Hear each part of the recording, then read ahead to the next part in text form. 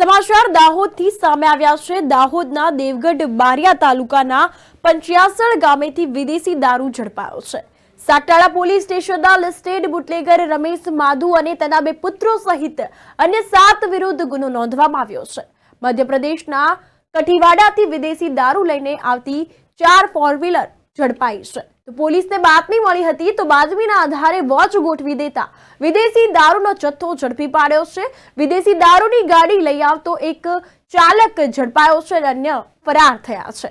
તો વિદેશી દારૂની અલગ અલગ માર્કાની 108 પેટી ઝડપાઈ છે। ત્યારે વિદેશી દારૂ સહિત 13 લાખનો મુદ્દામાલ પોલીસે જપ્ત કર્યો છે। પોલીસે પકડાયેલ ચાલક સહિત અન્ય 10 વિરુદ્ધ ગુનો નોંધી આ અંગે કાયદેસરની કાર્યવાહી હાથ ધરી છે।